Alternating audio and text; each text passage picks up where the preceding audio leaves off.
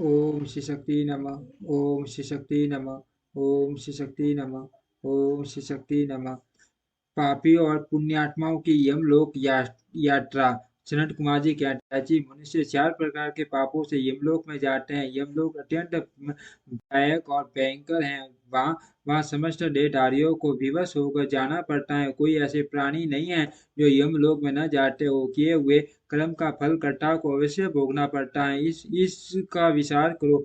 जीवों में जो शुभ कर्म करने वाले सौम्यशील और दयालु हैं, वे सौम्य मार्ग से यमपुरी के पूर्व द्वार को जाते हैं। जो पापी पाप कर्म परायण तथा दान से रहित हैं, वे भयानक दक्षिण मार्ग से यमलोक की यात्रा करते हैं। मृत्युलोक से 86,000 योजन की दूरी लांघ कर नाना रूप वाले लोक की स्थिति है। यह जानना चाहिए। पुण्य कर्म करने वाले लोगों को तो वह नगर निकटवर्ती सा जान पड़ता है, परंतु भयानक मार्ग से यात्रा करने वाले पापियों को वह बहुत दूर स्थित दिखाई देता है। वहाँ का मार्ग कहीं तो तीखे कांटों से युक्त है, कहीं कंकड़ों से व्याप्त है, कहीं सूर्य की डार के समान तीखे पत्थर उस मार्ग पर जड़े गए हैं। कहीं बड़ी भारी कीचड़ फैली हुई है। बड़े बड़े छोटे पाठकों के अनुसार वहाँ की कठिनाइयों में अभी भारीपन और हल्कापन है। कहीं कहीं यमपुरी के मार्ग पर लोहे की सुई के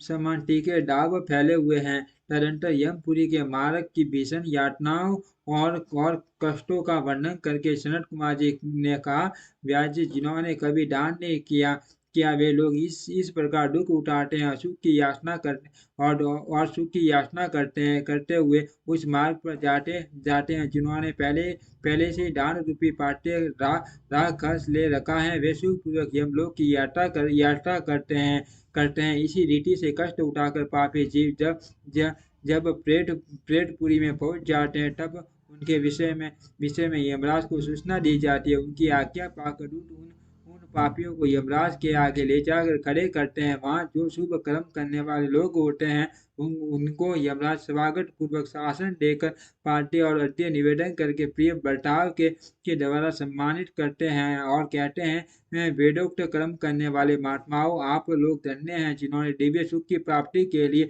पुण्य कर्म किया है। अत आप लोग दिव्या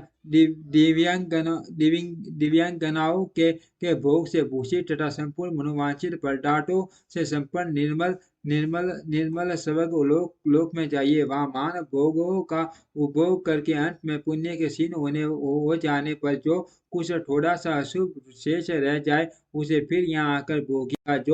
जो धर्मात्मा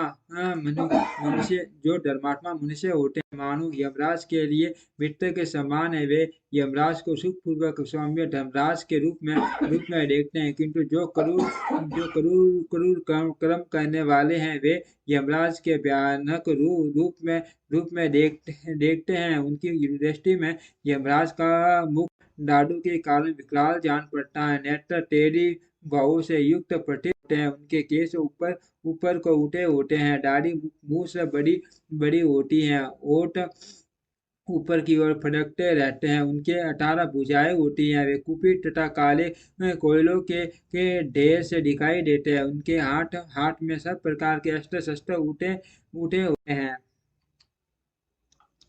वे सब प्रकार के दंड का भय दिखाकर उन पापियों को डांटते रहते हैं। बहुत बड़े भैंसों पर आरूढ़ लाल वस्त्र और लाल माला धारण करके बहुत ऊंचे महामेरु के समान दृष्टि गोचर होते हैं। उनके नेत्र पर ज्वलित अग्नि के समान उद्दीप्त दिखाई देते हैं। उनका शब्द प्रलय काल के मेघ की गर्जना के समान गंभीर होता है। वे ऐसे जान पड़ते हैं मानो महासागर को पी रहे हैं, गिरिराज को निगल रहे हैं और मुंह से आग उगल रहे हैं। उनके समीप प्रलय काल की अग्नि के समान परबा वाले मृत्यु देवता खड़े रहते हैं।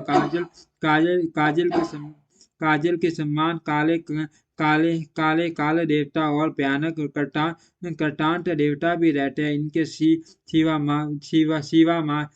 मारी उग्र महामारी भयंकर काल रात्रि अनेक प्रकार के रोग तथा भांति भांति के भयावह कुष्ठ मूर्तिमान हो हाथों में शक्ति शूल अंकुश पाश चक्र और खड़ग के लिए खड़े रहते हैं। वज्र तुल्य मुख धारण करने वाले रुद्रगण सूर्य टर्कस और धनुष धारण किए किए वहां उपस्थित होते हैं। सभी नाना प्रकार के आयुध धारण करने वाले मानवीर एवं भयंकर, इनके अतिरिक्त असंख्य महावीर यमदूत जिनकी अंक कांति काले कोयले के समान काली होती है, संपूर्ण अस्त्र शस्त्र लिए बड़े भयंकर जान पड़ते हैं। ऐसे परिवार से घिरे हुए घोर यमराज तथा भीषण चित्रगुप्त को पापिष्ट प्राणी देखते हैं। यमराज उन पाप कर्मियों को बहुत डांटते हैं और भगवान चित्रगुप्त धर्मयुक्त वचनों द्वारा उन्हें समझाते हैं। ओम श्री शक्ति नमः। ओम श्री शक्ति नमः। ओम श्री शक्ति नमः। ओम श्री शक्ति